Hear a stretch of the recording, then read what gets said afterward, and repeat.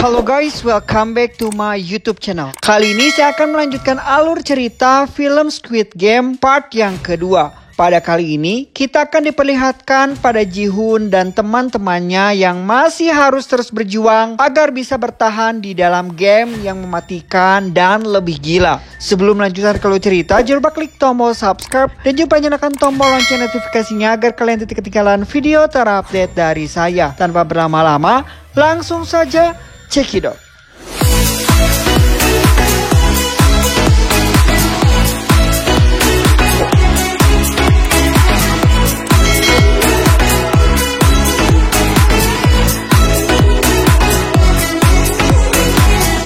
Part kedua ini dimulai dengan diperlihatkan para peserta yang berhasil menyelesaikan tantangan gulali sebelumnya. Setelah lelah bermain, para peserta diberikan makanan untuk masing-masing orang. Doksu, Miryong, dan para anak buah mereka merasa tidak puas dengan pembagian makanan itu dan memilih untuk mengantri lagi agar bisa mendapatkan makanan lebih. Tadi duga jumlah makanan tersebut ternyata sudah disesuaikan dengan jumlah para peserta. Jadi karena perbuatan Doksu dan anak buahnya tersebut, beberapa peserta pun tidak mendapatkan bagian makanan. Seorang peserta yang tidak terima lantas mengamuk dan mencoba melawan Doksu. Namun karena tenaga Doksu lebih kuat, ia pun dihajar oleh Doksu sampai tewas. Semua peserta yang menonton kejadian itu sangat terkejut dan meminta para staf untuk melakukan sesuatu. Si staf sama sekali tidak peduli dengan apa yang terjadi di luar permainan. Yang ada, mereka hanya menampilkan dengan tereliminasinya seorang peserta, maka hadiah uangnya akan semakin bertambah. Di sini pun membuat Doksu dan para anak buahnya berpikir untuk membunuh peserta lain agar saingan mereka menjadi berkurang. Tanpa sadar, para peserta pun mulai terbagi menjadi beberapa kubu. Mereka saling bekerja sama untuk mempertahankan anggota di dalam kubu mereka. Secara bersamaan, terlihat salah satu peserta yang sedang melakukan sesuatu dengan beberapa staf secara rahasia. Ternyata, peserta itu adalah seorang dokter dan beberapa staf di sana melakukan sesuatu kejahatan yang tidak diketahui oleh frontman. Jadi, para panitia itu melakukan jual beli organ para peserta yang sudah mati dan si dokter ditugaskan untuk mengambil organ-organ mereka. Dengan imbalan, maka si dokter akan diberikan informasi tentang permainan selanjutnya yang akan mereka mainkan. Dengan mendapatkan informasi tersebut, si dokter bisa mempersiapkan dirinya terlebih dahulu sebelum permainan dimulai. Pada malam harinya, seperti biasa, lampu ruangan akan dimatikan agar mereka bisa beristirahat. Namun, kesempatan itu digunakan oleh Doksu dan anak buahnya untuk membunuh para peserta di dalam kegelapan. Malam mengerikan itu dipenuhi dengan teriakan kesakitan dan darah berceceran. Ji-hoon, Sang-woo dan Ali pun langsung bergerak untuk menyelamatkan kakek Il-nam. Namun mereka tidak menemukan kakek Il-nam di kasurnya. Ternyata kakek Il-nam sudah lebih dulu menyelamatkan diri dengan pergi ke tempat yang paling tinggi. Dari posisinya itu, ia berteriak meminta para peserta untuk berhenti saling membunuh satu sama lain. Di saat itulah para staf pun datang dan mengamankan situasi. Kini, ruangan terlihat sangat berantakan dengan mayat yang berserakan. Mayat-mayat itu kemudian dibersihkan dan seperti biasa dipindahkan oleh para staf. Singkat cerita, mereka pun dikumpulkan kembali untuk mengikuti game selanjutnya. Kali ini, mereka diminta untuk membuat tim yang berisikan 10 orang. Dan si dokter yang sudah mengetahui game selanjutnya sengaja memilih Doksu dan anak buahnya sebagai tim. Karena game yang akan mereka mainkan adalah tarik tambang. Sementara Ji-hoon dan peserta lainnya memilih teman-teman terdekat dengan secara acak. Bahkan timnya dipenuhi oleh 3 wanita dan 1 kakek-kakek. Alhasil, tim ini pun terlihat tim paling lemah di antara tim yang lainnya. Tarik tambang yang akan mereka mainkan bukanlah tarik tambang seperti biasa. Mereka akan bertanding di atas ketinggian sehingga salah satu tim yang kalah pastinya akan terjatuh dan tewas.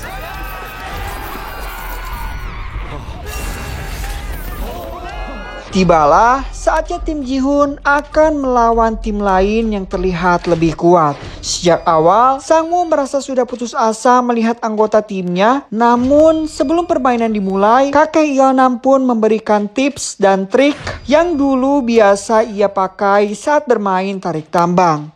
Kini yang mereka perlu lakukan hanyalah kerjasama tim dan saling percaya. Pada awalnya, trik kakek Yeonam pun berhasil mereka lakukan. Namun sayangnya, karena pihak lawan sangatlah kuat, mereka pun tetap saja tidak bisa mengalahkannya sampai di detik-detik terakhir. Sang-woo yang memimpin para anggota tim untuk melakukan langkah berani. Ia menyuruh mereka semua untuk maju 3 langkah. Hal itu dilakukan agar tim lawan otomatis agar terjatuh.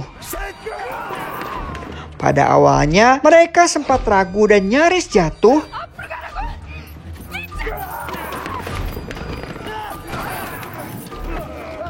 Berkat hal itu, mereka dapat mengembalikan keadaan dan akhirnya dapat memenangkan game tarik tambang ini. Di akhir game, dari 80 peserta, kini tersisa 40 peserta yang masih bertahan. Setelah permainan usai, seperti biasa si dokter akan dipanggil untuk melakukan operasi pengambilan organ. Saat itu juga, Junho yang masih menyamar diminta oleh para staf untuk ikut melakukan pengiriman organ. Di sana, Junho melihat apa yang dilakukan oleh dokter dan para staf mengambil organ-organ dari mayat peserta yang sudah tereliminasi. Organ-organ itu nantinya akan dijual agar mereka bisa mendapatkan uang. Setelah menyelesaikan tugasnya, dokter itu pun meminta imbalan pada para staf. Namun para staf mengaku belum mengetahui game selanjutnya. Hal itu tentu saja membuat si dokter meradang karena jika malam ini ia tidak mendapatkan info apapun, maka Doksu pastinya akan langsung membunuhnya. Dengan pisau operasinya, si dokter pun langsung membunuh seorang staf dengan brutal. Setelah itu, ia pun keluar dan kabur serta dikejar oleh seorang staf. Sampai akhirnya mereka pun tiba di ruangan game sebelumnya. Di sana, si staf mencoba menenangkan si dokter karena ia tidak ingin frontman atau si penyelenggara mengetahui rahasia mereka. Namun sayangnya, keributan itu pun langsung diketahui oleh frontman sehingga frontman langsung membunuh si staf dan juga si dokter. Frontman sebenarnya tidak peduli dengan kejahatan yang mereka lakukan di belakangnya. Namun dalam permainan itu ia sangat menjunjung tinggi kesetaraan. Ia tidak ingin ada peserta yang diperlakukan istimewa di sana. Ia percaya bahwa setiap orang berhak mendapatkan kesempatan terakhir untuk mempertahankan hidup mereka dengan adil. Di sisi lain, Junho dan seorang staf menyusup lewat pintu rahasia. Keduanya ditugaskan untuk mengirim organ-organ kepada para pembeli. Setelah melewati jalan rahasia itu, si panitia menodongkan pisau ke arah Junho. Ternyata selama ini ia sudah curiga pada Junho karena sudah bersikap aneh. Untuk melindungi dirinya, Junho pun menembak si staf dan kembali menyusup masuk ke dalam ruangan frontman. Sementara itu, frontman dan para staf pun melihat mayat staf yang sebelumnya ditembak oleh Junho. Dari peluru di kepalanya, frontman yakin bahwa peluru itu adalah peluru dari pistol polisi. Tanpa pikir panjang, ia pun segera mengerahkan semua staf untuk mencari penyusup tersebut. Sementara itu, Junho yang berhasil menyusup ke dalam ruangan frontman serta mencoba untuk mencari tahu informasi kakaknya. Dari puluhan berkas-berkas di sana, ia pun menemukan fakta bahwa kakaknya memang pernah menjadi peserta dalam game tersebut.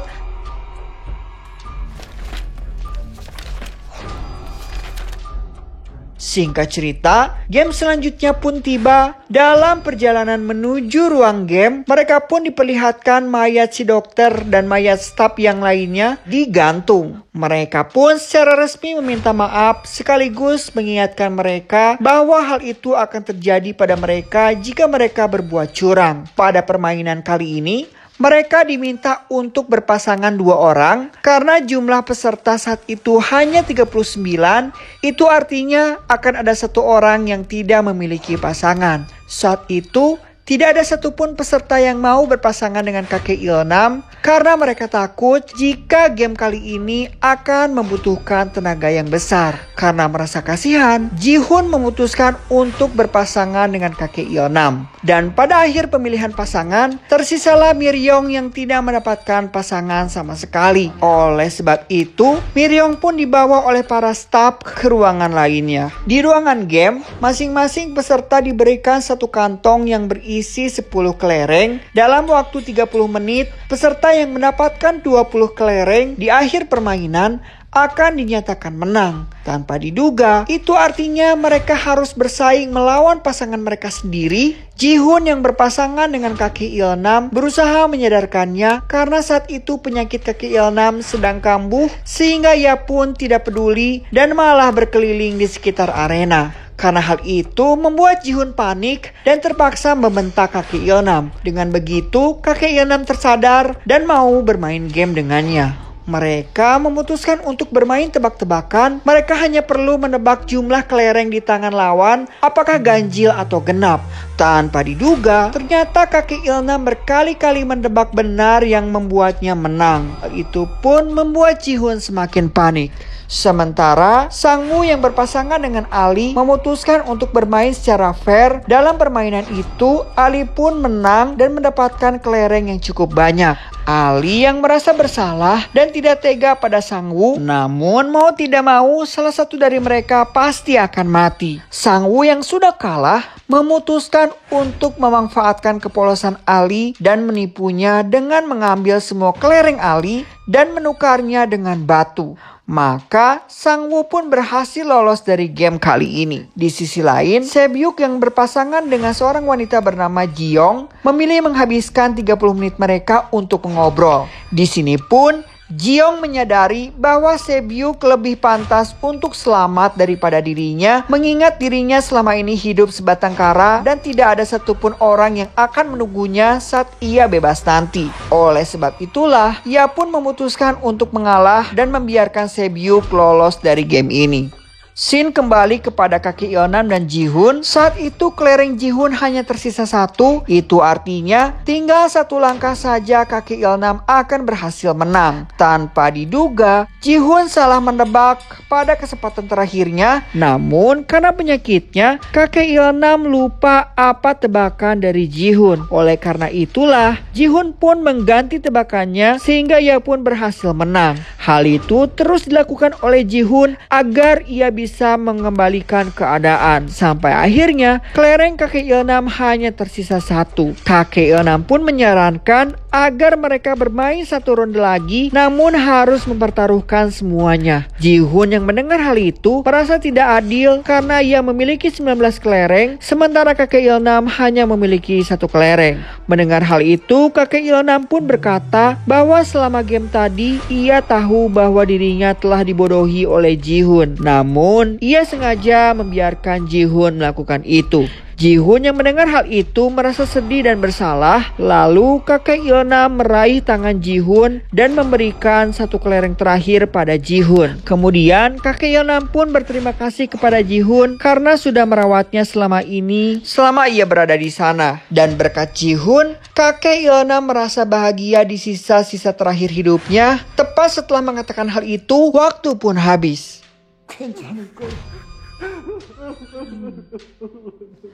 Kakek Ilnam, Ali, dan yang lainnya pun dinyatakan kalah dan dieliminasi dengan ditembaki hingga tewas. Dan part kedua pun selesai.